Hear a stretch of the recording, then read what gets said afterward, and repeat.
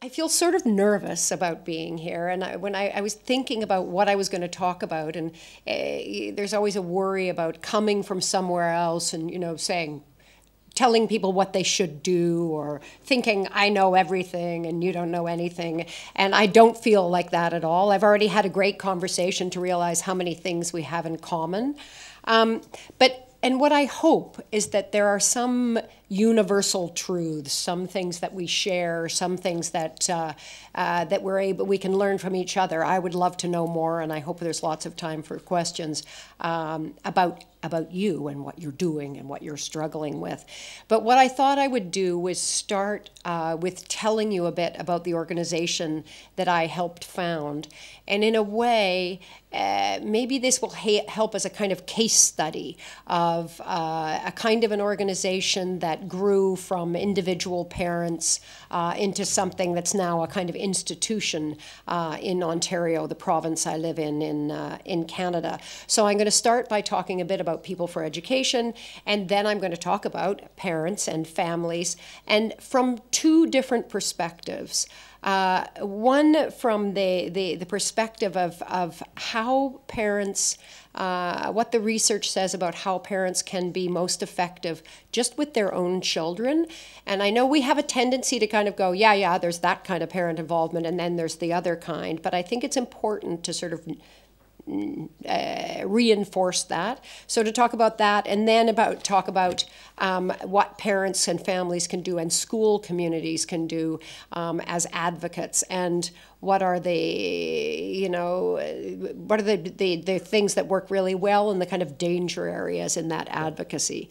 And particularly in terms of advocacy, not just for education, but advocacy for children and youth, because I think we have a tendency in education to kind of isolate ourselves from other areas, and that part of the strength of families and parents can come when we work together with the other sectors, if you will, that are working on issues for children and youth. So, People for Education. We started 17 years ago. My children were very small then, and now they're big. And we started really in a time in Ontario when there was, when we had a government that was very anti-public education. It cut a lot of funding from the education system. It started by attacking everybody who worked in the education system. So teachers were going on strike, schools were closing. There was a crisis. One of the government officials even talked about how the way to make change happen was to create a crisis, and they did. So there was a crisis in education, and every conversation about education was kind of a polarized debate. You were on one side or the other side. And both sides were saying, we're putting children first, we care about children the most. At the same time, I had little children in school. I was a parent in a school, and we were being asked to fundraise, which was quite common, still is quite common. But at that time, being asked to fundraise for math textbooks. And we were concerned about what that meant to the kind of fundamental ideal of public education, that it's supposed to give every child a fairly equitable chance for success. What did it mean in the schools where they couldn't fundraise for the math textbooks? Did they just have to go without them? And yes, indeed, at that time they did. So there was this time then of cutting funding, of a government sort of attack on education. And we decided, a small group of parents in one school initially, that it was important that there be some kind of voice in the middle, some kind of objective-ish voice to talk about issues in education, and to bring a different perspective to the table, and particularly to bring a different perspective to kind of the public conversation. It was that ideal that drove us, that ideal that every child should have an equitable chance for success. And it was our belief in a kind of civil society way. So we weren't so concerned about education from the inside, how you taught, you know, one thing or the other. And again, I was a theater director. The other people, parents who started this organization were, one was a lawyer, a real estate agent. None of us were educators. But we had this belief, a belief in public education. We had a belief that it could change children's lives. And it could overcome intergenerational cycles of poverty. It could create a sense of social cohesion. It could strengthen our culture, because it's really part of who we are. In Canada, about 95% of children go to public schools. And that public education, when it lives up to its potential, can provide children and students with all of the skills and knowledge and capacities they need, not just to get jobs, but to thrive in the 21st century. So that it was important to us that the education be broadly based in that way. And so for us, what was important was that we remember and recognize and talk about the fact that the job of public education was to build the next generation of society. So we came at it from this big perspective, and we thought of it really from the outside in. So not so much, again, from what was happening inside classrooms, but more what kind of country or province or community or neighborhood did you want to live in, and if that's what you wanted, what was school's role in that? Again, what kind of students did we want to be graduating in order to create the kind of country we wanted? So we grew from this little tiny group of parents. And it was an interesting conversation. We've been talking a bit about how and why we grew. But the first thing that we knew is that we wanted to build the public conversation, that we had to get money in order to do this. We applied for funding to foundations, and we knew we wanted to operate independently of the system. So we weren't, even though unions were very active and we were talking with them, and there were various bodies that were very active, we wanted to keep our independence so we could never be accused of being the voice of somebody else. So we work now in 4 main areas, and the first one is research. And the research for us was important because we knew we had to have evidence, that it wasn't enough to just go around having a big opinion about what should happen, that we had to have evidence to back it up. And we were talking at the time to a group of nurses, and they were saying that they thought that somebody should be keeping track of the effects of policy and funding changes in healthcare, because there were a lot of changes happening there, on tangible things. So they wanted to track the birth weight of babies and things like that, health outcomes. So we decided that in education, that we would do that in education, that we would keep track of the effects of policy and funding changes on schools. So we developed a survey that goes to all the schools in the province. And for us, it was that thing about public policy. It was a way for us to, we asked parents to keep track of what was going on in their schools and just to count things. So do you have a librarian in your school, a music teacher? Are there waiting lists for special education programs? How much fundraising do you do? Do you have a caretaker? Things like that, things that parents cared about. We developed the survey with a lot of people that they cared about it and that were understandable. And in a way for us, it was to build that sense that policy wasn't something that lived far away and was very, very complicated and nobody could understand, that policy eventually had an impact, it had an effect on you, on your kids school, and that if you knew enough about it, or if you had the evidence, that you could affect it back, that you could have a voice because you had the data there to support your voice. And we actually, at the beginning, which we wouldn't call it now, because we're a little bit less activist now, but we called it arming parents with facts. And it was a very important part of how we started, was that. We, at first, universities thought we were kind of cute and not very important because anybody could count things. But after a while, we started working with universities too, because then we were interested in, so we know if schools have librarians, does that make a difference to actually to the outcomes in schools? So we started working on with universities on other kinds of reports on the impact on education then of what they had or didn't have in their schools. So we put out these reports.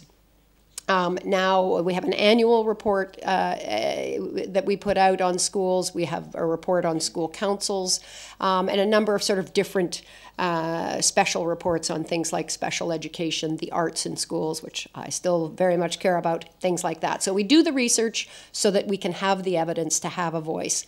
We do a lot of communicating, and I think that was the other thing that we knew right at the beginning was that we didn't really want to be a lobby group because we didn't want to be inside the government having secret meetings and making deals. We wanted a public conversation. So we made friends right away with the media. We understood how important it was to tell stories and to get the media on board as, you know, that we were credible, that we weren't going to make anything up, and that they could come to us for information. So we do a lot of work that way. We do a lot of work in social media also, in online. We have online dialogues. We have a big website, as you heard, where people can go for information. But it's, again, to engage the public in the dialogue about public education because, again, we think it's important for everybody, not just for parents. We do work on policy, so we make policy recommendations coming out of our reports. We sit at some government policy tables, and we work sometimes with policymakers, so when we're bringing out a report, we will go tell the government, this is our report, this is what it says, this is what we think you should be doing. And last but not least, we do parent support. Now, when we started as an organization, we didn't think, even though we were parents, we didn't think providing support to parents was going to be part of our job. It never occurred to us that that was going to be our job. But what happened, you know, we were probably naive is a very kind way of putting what we were. I think that we assumed that all parents could just enter into this discussion and all parents wanted to be there and all parents had the same capacity to be advocates. And that is, as I'm sure you all know, and we should have known too, totally not true. And for many parents, the education system itself is a barrier. So they don't particularly want to be advocates for the education system because they already think it doesn't work even at their own school level, or it doesn't work for them, or they feel excluded on the basis of class, or because they came from another country, or maybe because their children have special education needs for many, many reasons, or because the system can feel very complicated to navigate. For many reasons, I'm sure here too, and in Canada definitely, there were lots of parents who didn't feel part of the system anyway. So asking them to advocate for it was much too big a leap. And not because, I don't want it to sound patronizing, you know, not because they didn't have their children's best interest at heart and not because they didn't know what they wanted, but because the system, again, itself wasn't one that they felt that they belonged to, in or to.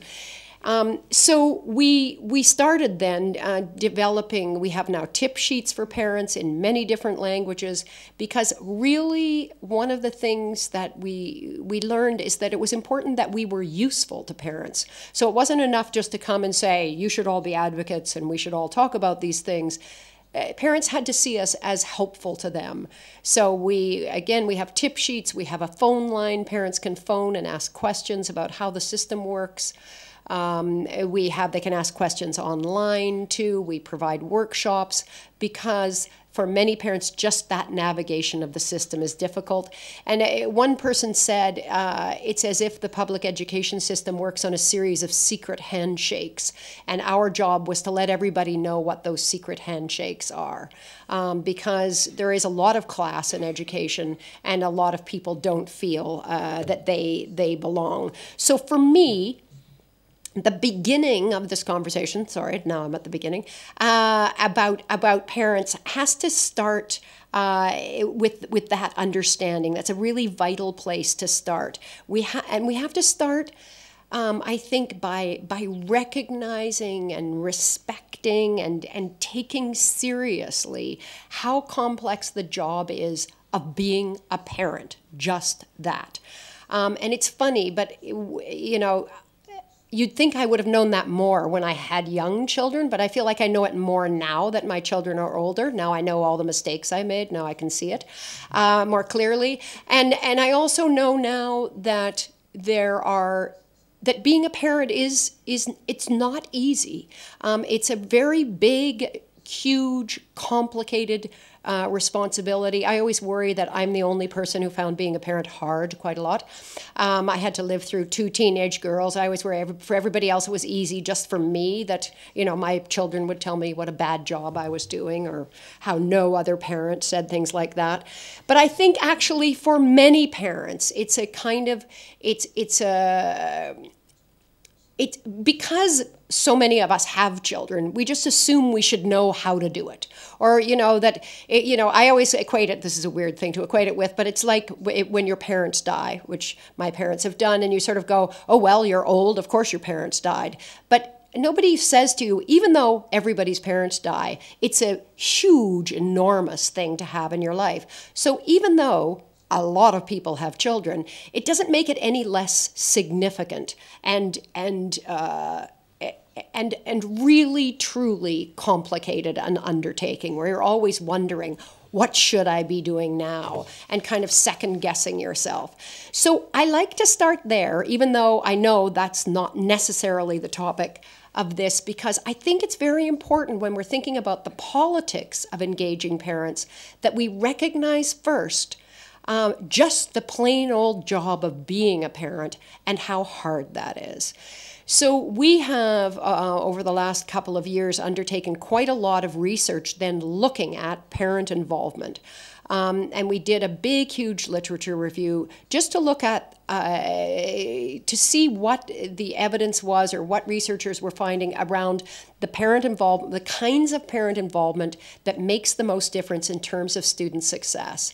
And we have a tendency to focus on the involvement we can see. And we have a tendency to sort of talk about involved families or involved parents as the ones who are active either in their schools or in the political sphere.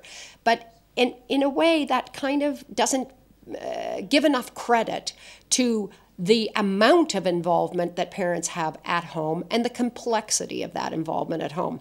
So for us right now, one of our most important messages that we're trying to get to everybody in the world and everybody who works in the education system in Canada is that part of their job is to let parents know at home that there are 4 really important things they should be doing. And we got it down to 4 because we thought it was important that it be easy enough to communicate to parents. And again, this goes to trying to get away from this idea that there's a kind of hierarchy of parent involvement. There's important kinds and unimportant kinds. And really, in terms of student outcomes, what parents do at home matters more than anything, much more than their involvement in school. So for me, the first job as an advocate is to let parents know that, and that among all of these researchers, 30 years of research from the United States and Canada and England and other countries, and studies of hundreds of thousands of children, there were 4 things that came out that parents did. And what's interesting for us is that these 4 things cross socioeconomic lines. They cross, it doesn't matter what language the parents spoke or if they went to university.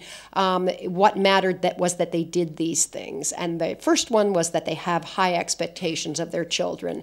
And this isn't, fighting about marks. This is just letting your children know that you believe in their potential, that you assume that they're going to work hard, and that in our family, we care about school. So that sense of high expectation was the number one thing that made a difference, and again, to all families. The second one was talking to your kids about school. Again, these sound easy. Our research director, who has a PhD and has a master's degree in law, and is very knowledgeable. Initially, we were writing a tip sheet to say, and we were going to say it's as easy as 1, 2, 3, 4. But then one morning she came in tears and went, "It's not easy. We can't say it's easy," because she'd been fighting with her, I think, 4-year-old about getting dressed to go to school. And that notion that it's easy is, again, we went, okay, we have to recognize it's actually hard. Anyway, number 2 is talking about school, which isn't necessarily easy. But what was interesting about it was that it was more important than homework, more important than helping with homework at all, more important than limiting TV time, more important than saying they couldn't go out on a school night, was just home discussion, they called it, so conversations about school. So we've developed tip sheets now for teachers and principals, because sometimes you ask your kid about school, they go, I don't know, or nothing when you ask them what they did. So we've developed tip sheets so that teachers can actually make the homework, ask your parents these questions, thus the conversation about school happens. The third one, which I was worst at as a parent, had to do with building good attitudes and work habits for your children. I was hopeless at that. My daughter last year discovered that when you have a job, you have to go every day or you get fired. It took her 4 times to learn that, but I think she's learned it now. So building the work habits, though, is not about doing their work for them. Again, it's not about their homework. It's actually about letting your kids struggle.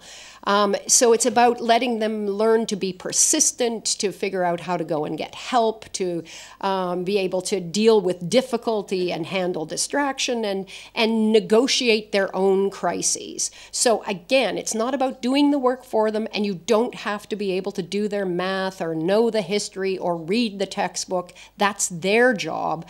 Your job is to support them and get them to learn that this is part of what they have to do. They have to grow up and they have to take responsibility themselves. And the last one I think everybody knows, but not everybody does still, which is reading with your children.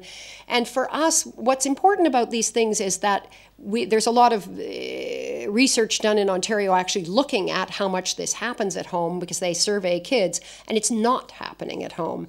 So the reading with, again, it's not about teaching kids, it's just about the joy of reading. It's just about the experience of reading with them. There was just a study in the UK where they been tracking kids for a long time.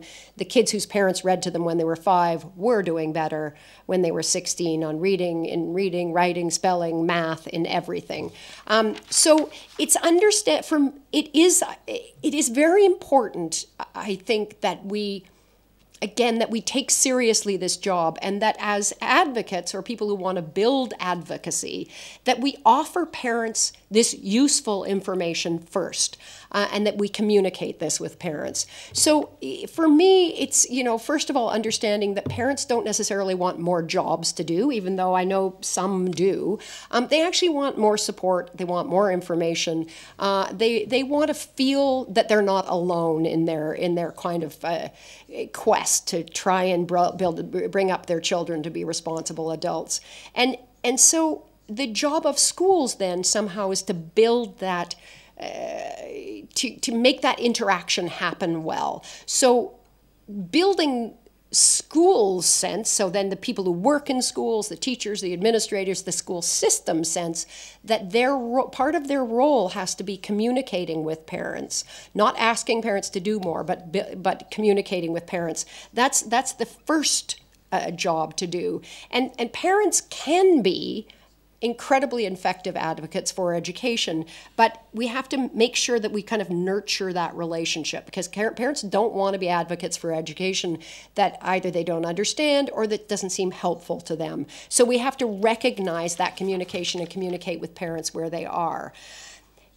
And then if we sort of go the next step and we go, okay, now we've kind of got parents on our side and now they're in the school, and we were having a conversation then about school councils, we can bring parents into the school, but we have to be careful again, because it's easiest, and this is where this conversation gets complicated, it's sometimes we have a tendency to sort of listen to the loudest voices, or even worse, a tendency to think, because my voice happens to be so loud, everybody must agree with me.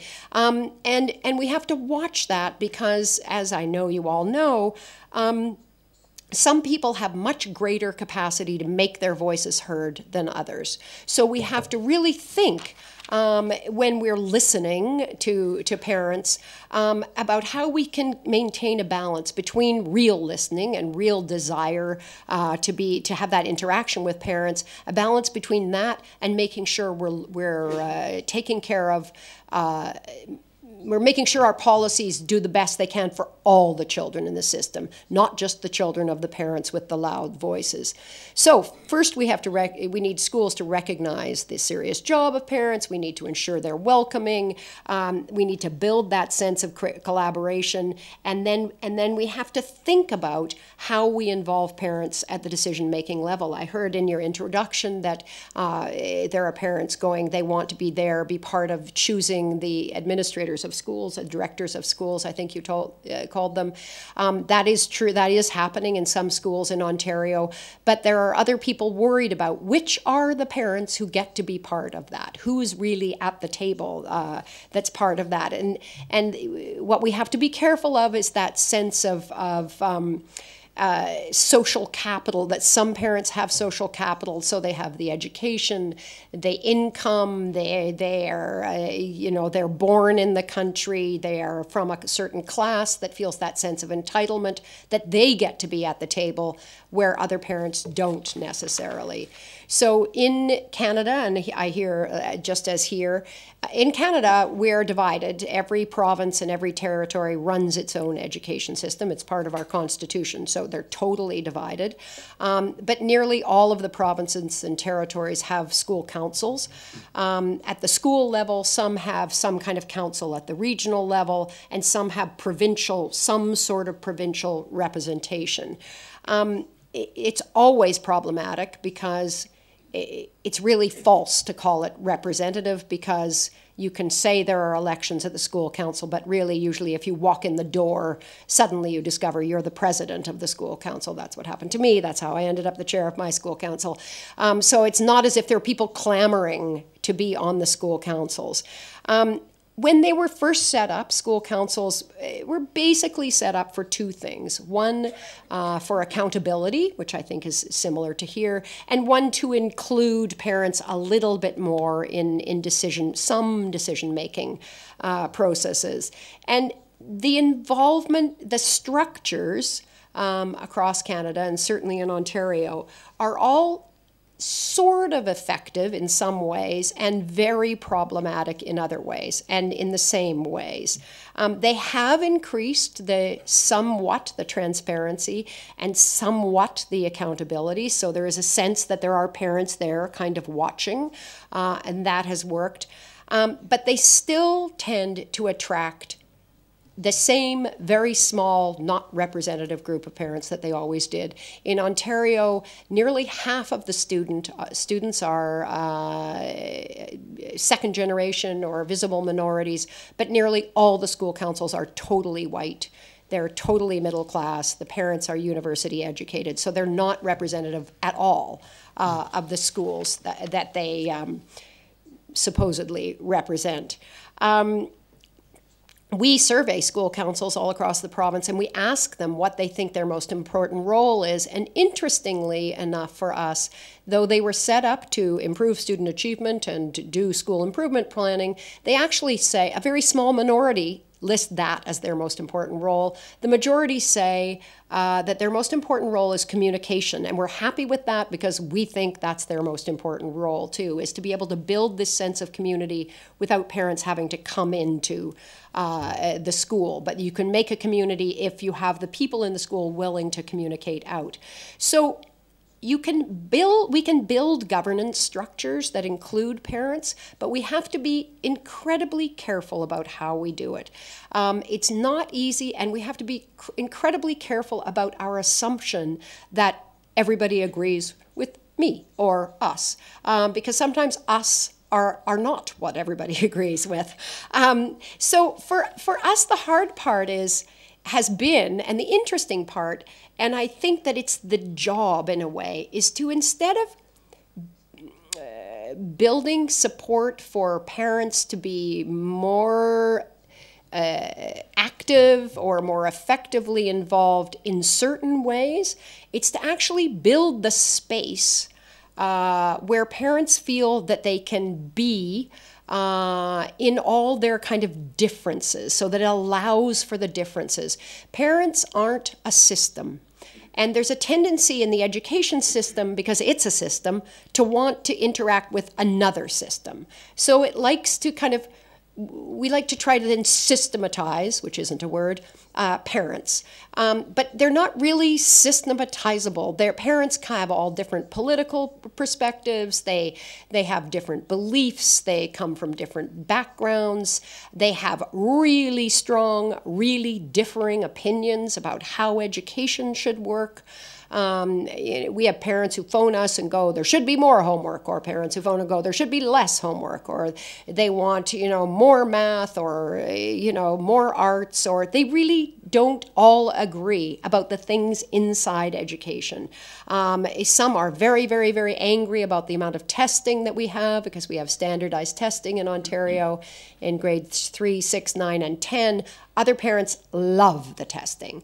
They like it because it's a nice, simple way, they think, to judge the success of the education system. They like it because in the end you get a graph that's sort of up good, down bad. And it's like, excellent, now I know everything I need to know.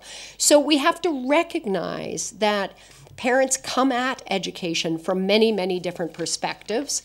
And we have to then try to, I think from our experience, it's been shown to work this way, that if we can build a space independent from the system, that's recognized by the media, because we think, and we are sure, that policy really changes by pressure from the outside, much more than by the inner workings of the policymakers. That if we build this space where there can be an active voice, and if we look for things on which we can agree, or debates like this, where you can actually debate things that are a little bit more overarching. So right now, People for Education, what we're looking at is, how do we define success in education? And this conversation, you can sort of start to find more agreement, or more people that are willing to have the discussion in a different way. So we're worried that we've narrowed the definition of education by just focusing on reading, writing, and literacy and numeracy.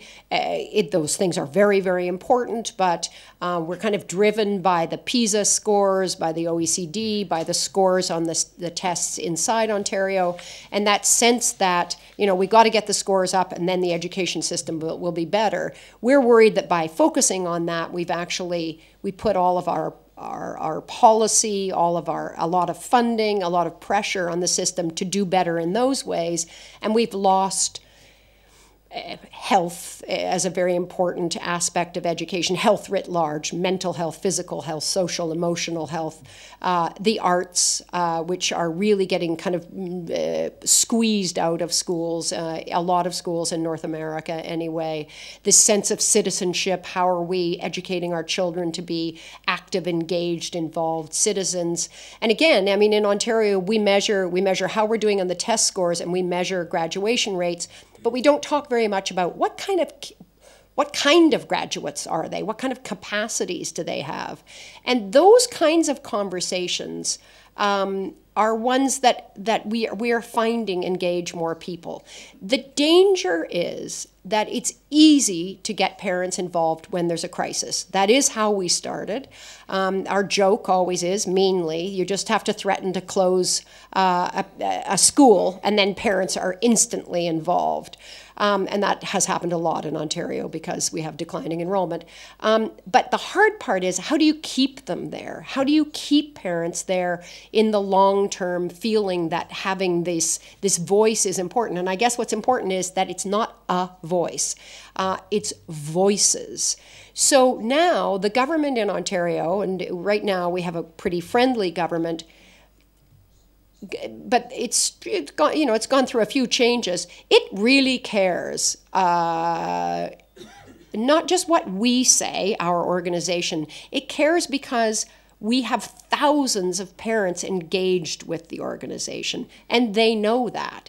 So our job now has become to let parents know about policy, to take academic writing, which sometimes academics, think they're very special and write in their own special language, take that writing and make it into language all parents can understand, so that, again, parents have the tools they need to be advocates. We're working hard to reach out to other kinds of organizations, because we know education is just part of a kind of ecosystem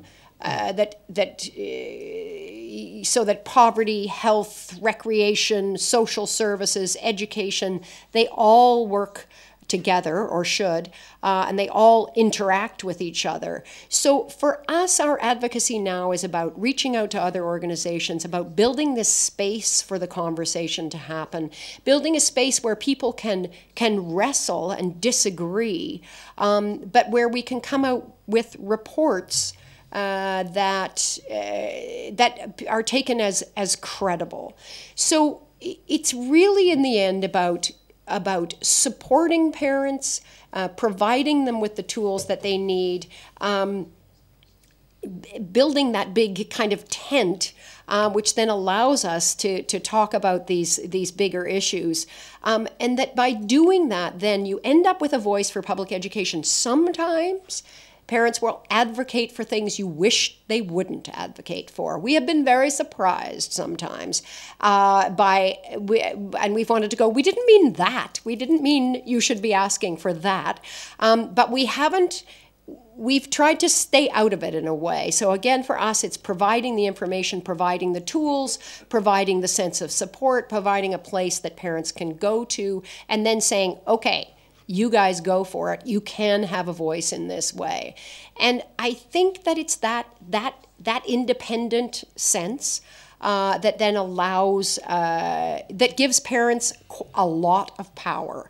And I think that up to now, parents have felt, well, I think that because it's exhausting being a parent, and that if I'm doing something in my children's school, isn't that enough?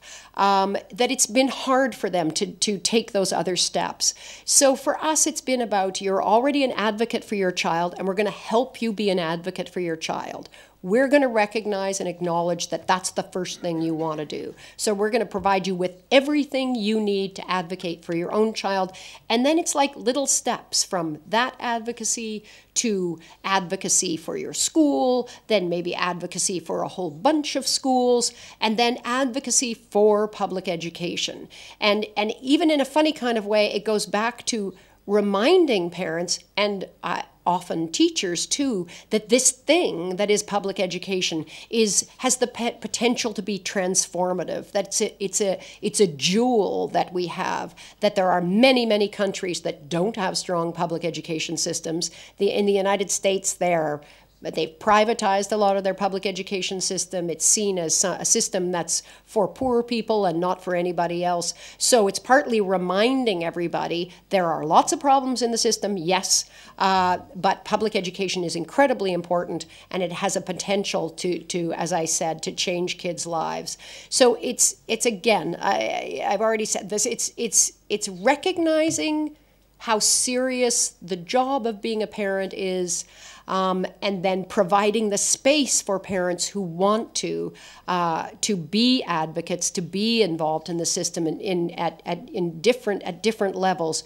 but not assuming that they're all going to agree on one thing or another. I think there is a common denominator. I think, and this is going to sound maybe this is going to sound too utopian or maybe a little bit naive, but I had or something. Anyway, once I had a conversation I was talking to a group of Somali mothers, and these are parents who came as refugees. They had been in Somalia, then I think they'd been in refugee camps for years and years and years. In Egypt, they came to Canada. Their children were very badly served. And so they couldn't be more different from me. They're culturally incredibly different, hilariously different for very white, waspy parents. The Somali mothers yell and they stand up and they don't take turns, and the system just like hated them because they were too scary. But when I was talking to this Somali mother, she finally went, "You don't understand. Our children are killing each other," which they were. There's a terrible problem in Toronto for the second generation Somali young people. And in that moment, and this does sound really stupid, but you'll have to forgive me, what I recognized was we were just both mothers. It made me cry, what she said. She cried. We were just mothers talking to each other. The end. And there is something, 99% of parents want their children to do well at school, to get jobs, to be happy, to prosper, to hopefully leave home and learn to pick up their towels. They want their children to be okay, and that is the thing we have in common. And really, after that, the end. We all have different routes for getting there, but appealing to that, and again, recognizing it and taking it seriously, is the thing that brings us together. We go, oh, we're all parents. And where we really can share with each other is about how hard it is to be a parent. So it's building that recognition first, not just saying, yeah, we know about that part, now we're going to talk about something important. It's to say, that is the important part. Now we're going to talk about ways to make it better or ways to support that. What we've been trying to do now is when, for instance, the government has a consultation, we send other people. We go out, we find newcomers, we find other people, and we say, the government's having a consultation about this. Hilariously, they had a consultation about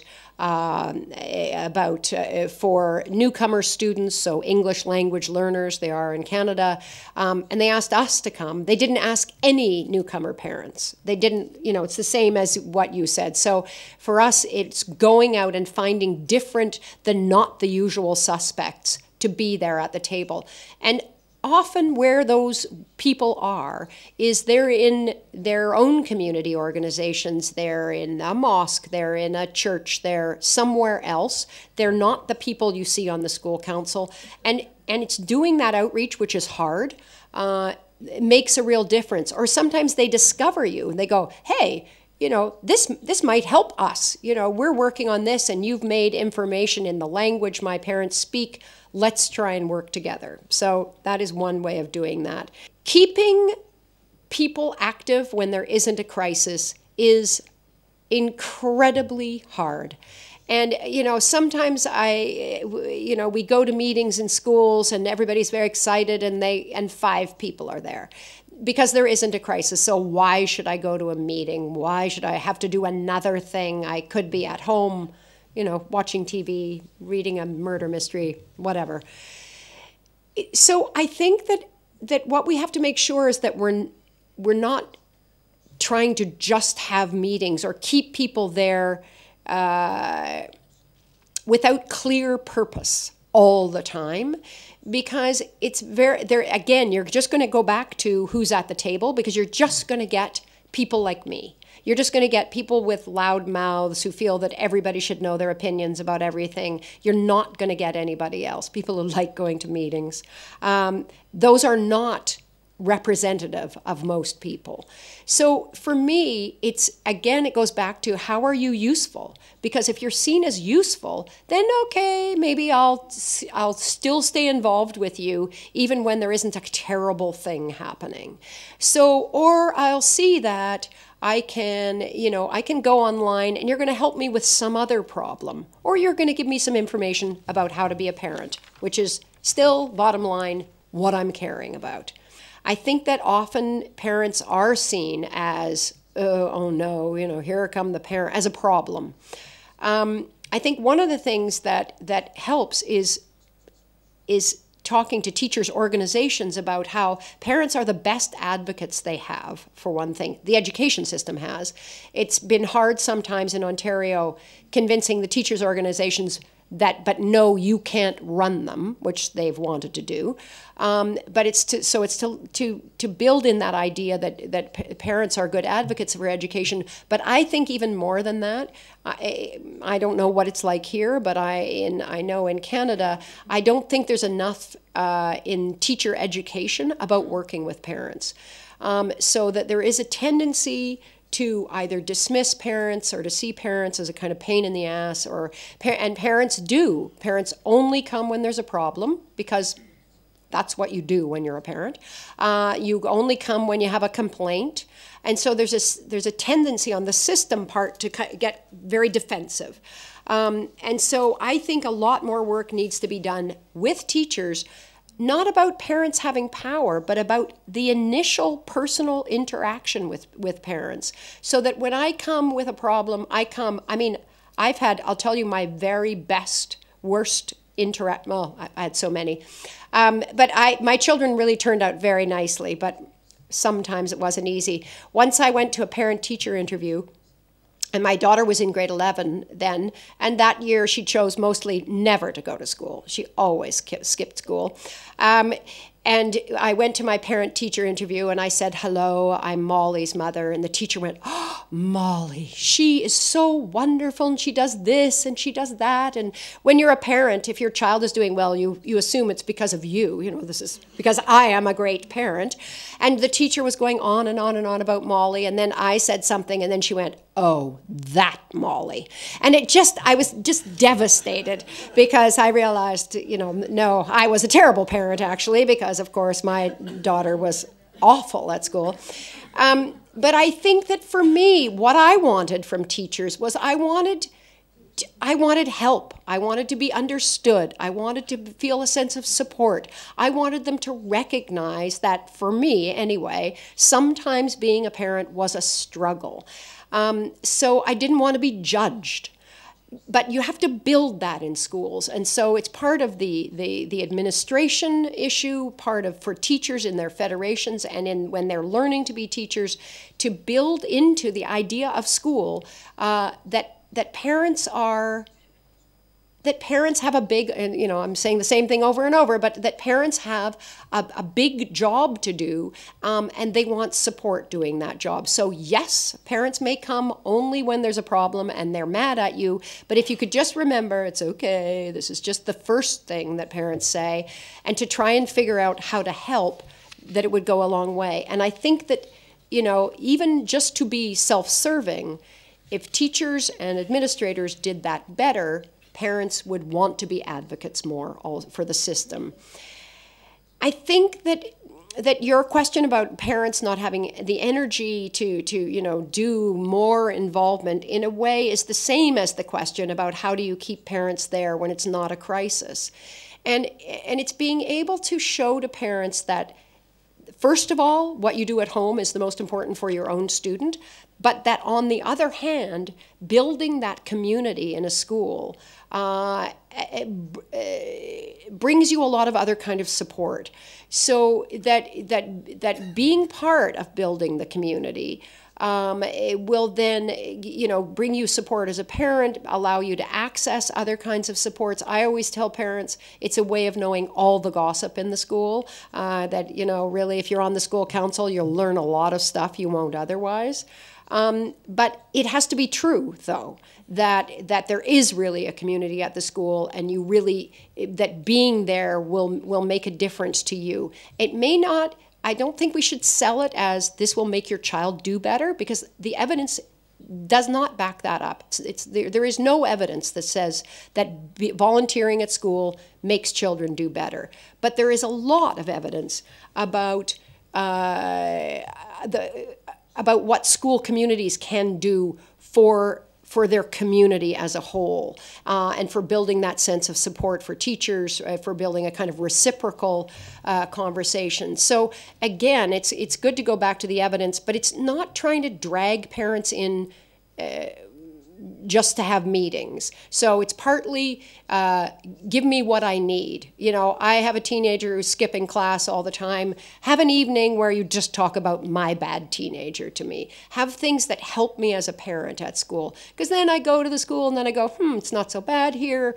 maybe I'll do that too. So the first thing is providing that support. In a way, if we situate the discussion in the things I care about as a citizen, then maybe it's a different way of thinking about it. So if I think as a citizen, I care about the gap between rich and poor, for instance, which in most of the world is growing, and I go, I care about that, then if we who are advocates for education can go, and if you care about that, one of the places that we need to do something about that is in our school system, or one of the places that we can try to begin to do something about. There are other places too, but we shouldn't talk about those, that we can begin to try to, so there's a connection, so that the things I care about as a citizen may be connected to, and in all likelihood are connected to public education.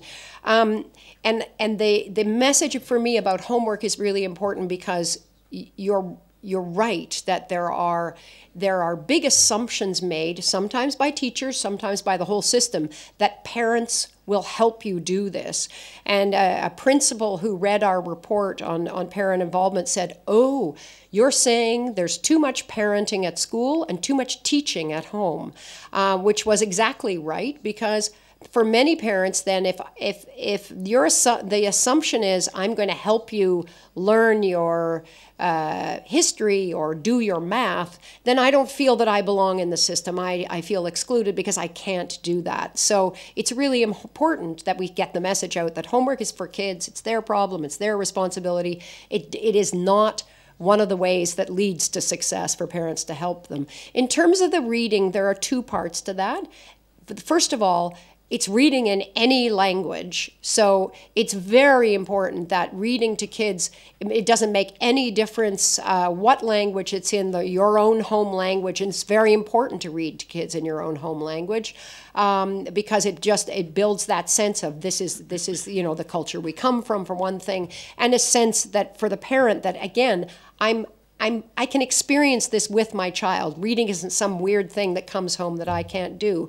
I think that you're right, that but I don't know about the evidence about this, but I'm sure that kids reading to their parents is also probably a wonderful activity. What's important is that it's fun, that it's joyful, that it's loving, that it's felt as a good experience reading, because children's attitudes towards reading have an impact on their education and on their lives. It makes a difference for their whole lives, how they feel about reading.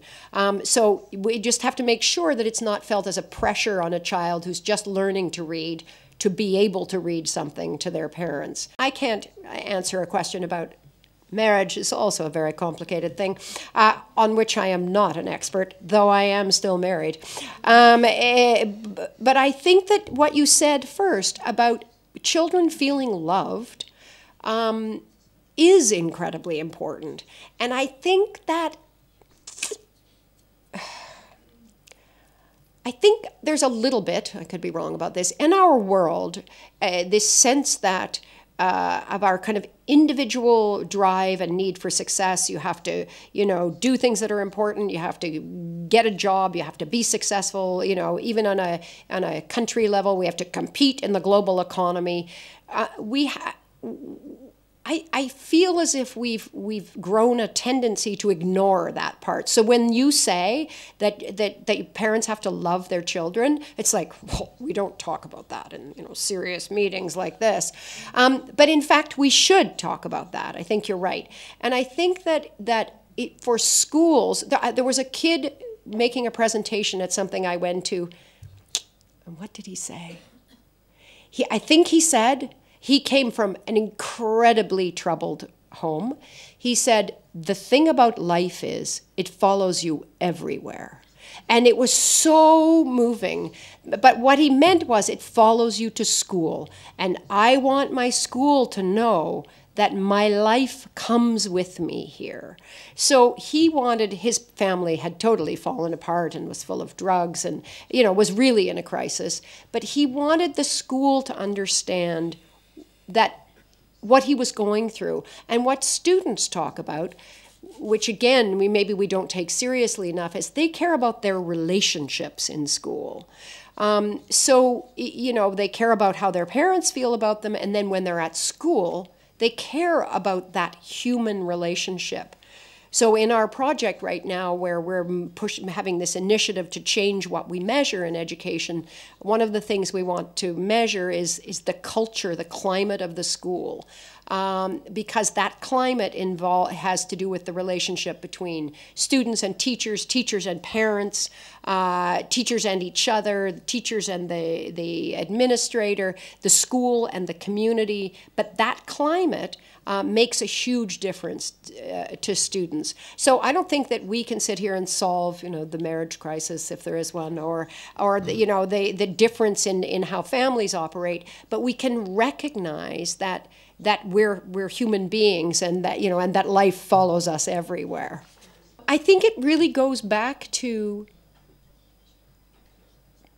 communicating with parents that actually, if they want their children to be successful at school, it's about focusing on being a parent. So that it's being, as opposed to, you know, buying 5 more parent books, that time you spend with your children, as long as you're instilling, and, you know, they are values in your child, that those are the things that make a difference in terms of so they're not school things, they're parent things, like going for walks, having conversations, showing them that you love them. Those are, and in those conversations, you know, saying you have high expectations of them, or having conversations about school. So I think it's part of the same thing. In terms of what we're working on at People for Education, the biggest one right now does have to do with how we engage parents and the public in this conversation about really the definition of education. That we know that in this era, people like measurement, it's here to stay. So then it's very important what we measure. We're not advocating for more testing in schools, but we're working with teachers, with principals, with school boards, with the provincial government, but again, from the outside, to say, let's look at what we measure. We've looked at research from many different places. We have an advisory committee from across Canada and from some other countries to look at what it's possible to measure to ensure that education has the broad definition that we think it should have. And we're doing that at the same time as continuing to focus on our outreach. So how do we engage more parents? How do we keep on engaging new, young parents? And how do we engage a bigger cross-section of parents? And I think those are 2 big enough jobs. In terms of the managing the difference, that's hard. And part of it has to do with evidence and using research. And I will describe a conversation I had. You brought up choice. We have written a bit and talked a bit in the media about the issue of moving to a system of specialty schools and choice. Because we've looked at the research. So we looked at research from North America, from England, from everywhere we could. And it doesn't all agree, but there is an overall sense that in the research, when you have a system of specialty schools and choice, you end up dividing students along socioeconomic lines.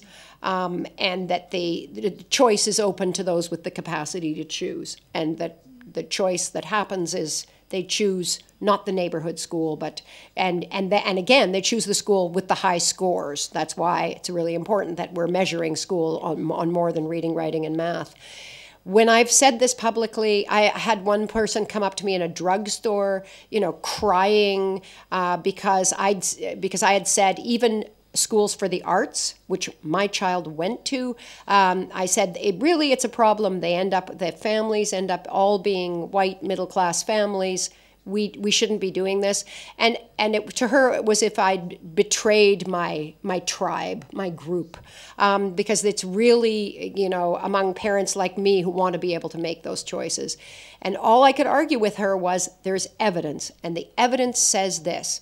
Because parents don't want to think that. They don't want to think, I just want to send my child to a school where everybody else is white and middle class, even though they may believe that deep down inside. But that's a very hard pushback right now in everywhere, I think. And the pushback has to be there because that's a kind of privatization of the public education system to move to a system like that. So it's hard, and in Ontario, they're just becoming more and more schools. A school for, math, a school for boys, a school for girls, a school for artsy kids, and it ends up dividing populations. But it's the same thing about, fighting for smaller class size, which I have done wrongly. We then went and looked at the research and went, you know what? It doesn't really make a big difference, whether your class has 27 kids or 24 kids or even 30 and 22. And it's very, very expensive. And is this really where you want all the money to be going? And as parents, instinctively, there's an instinctive belief that smaller classes are better, but there's not really the research to back it up. So part of respecting parents is assuming that parents can understand research and be swayed by the research to go, you know what, don't fight for this. There's other things to fight for. Fight for more music teachers. There's lots of good evidence about that, but class size there isn't. It is hard, that kind of not in my backyard feeling, or I'm just going to fight for my own school. And pushing back against that is very difficult. Right now, we're working on a project. We're looking at Aboriginal education. So Canada has a fairly large population of Indigenous people. First Nations, Métis, and Inuit. Some of them go to school on reserves, and the schools there are appalling, and all Canadians feel ashamed, but they kind of go, that's terrible, that thing way over there. They don't feel it has anything to do with them. But actually most kids, which people don't know, most First Nations kids go to publicly funded schools. They go to, everybody's schools, and they're also not doing well. So we are pushing now parents to say this is all of our cause. This isn't a cause for just those people over there. This has to be my cause too. And they are pushable a little bit. So, but it takes, the research, the numbers, I didn't know 96% of schools have Aboriginal students. I had no idea. We survey principals and they said, well, I don't have to worry about that because I don't have those kids in my school. Well, you do have those kids in your school. So for us now, it's about flipping it and going, this can be a cause for all parents. We can make a difference together. So, but there are scary things like the law you talked about in California, which is, they have a thing, it's called the Parent Trigger Law. And this is parent involvement gone insane. And this is what you have to be careful of. You have to be careful what you wish for when you want parents to be more, have more authority in the education system. There are many parts of the United States now that have parent trigger laws. And how that law, and it's a law, how the law works is that and I can't remember, but if a majority of parents, but it's a vote and hardly any parents vote, decide that the school is failing based on its test scores, they can have the school closed, they can have the principal fired, and they can have the teachers fired. And really the majority is really often a very small minority, but there are the active parents. So this is the kind of, this is parent involvement. This is parents very involved in the education system, but it's parent involvement gone mad. And it's happening really a lot in the United States. So again, the idea of parent power, because parents aren't necessarily, there's a hard tension between the expertise of experts, of people who've studied education, thought about education, who know a lot about education, and the different kind of expertise that parents have. And there are a lot of people who can be very dismissive they say things like education's too important to leave to the educators, which I find a really appalling thing to say. And those people feel that parents should have more power. They should be running their schools. The hard part is finding the balance, is getting educators and the people who have a lot of expertise about education to listen respectfully to parents, to find ways for them to work together, but to not go too crazy one way or the other, not to tip that balance, so that either parents have all the power and they're firing principals because they've decided they know better how to run the education system, or that the people who work in the system have all the power and feel that they know better than those kind of not educated parents. And that's a hard tension to find, but it's really an important one to struggle with. Okay, I think there was one more question. Okay. I'm still on the wrong time. So anyway, so you said there was a survey of 60% of principals saying they encourage participation in their school, that they're happy about it as part of how they advertise how good their school is. I'm sure that that's true. I think that sometimes there are kinds of participation principals love, and then there are kinds of participation they'd rather not have. So they would be happy that parents are involved, that they're engaged, that they're being volunteers in the school, but maybe less happy if parents are coming to them and saying, we don't like the way you're doing this, we want you to do it some other way. So participation can have many meanings. When in Ontario, they survey all the principals, and what the principals talk about is that they're really good at communicating with and working with parents about sort of events in the school, the activities in the school, and even the principals admit, and I can't remember the percentage, that they're not very good at communicating with parents the kind of academic goals of the school, or they're not very good at having that interaction with parents about the education that's going on in the school. So I think there may still be a struggle there. I think that principals want parents there to be helpful, and so they should. But again, the tension is, do they want parents there who want to be a little bit political? And those are really kind of fun, hard things. Some schools and some school boards are very brave about going, okay, you can be a little bit more active. But sometimes it's hard. You know, sometimes parents want to send out newsletters that are very political, and the principal probably rightfully has to go, no, you can't do that as the voice of the school. But on the other hand, principals can encourage the school to be a space where parents can have some of those hard conversations. So I think sometimes the system, where the system has to be careful, is that it's sometimes a bit, it can be a bit patronizing with parents, or it can say, we love parents when they're working hard for us, but we don't love parents if they're being difficult. And so that the system then has to be able to deal with that tension. And again, it's back to the messiness, that parents aren't a system, and they're not going to react in a nice, simple system way. You know, we made these 10 points, we're going to stick to them, that's how it's going to work.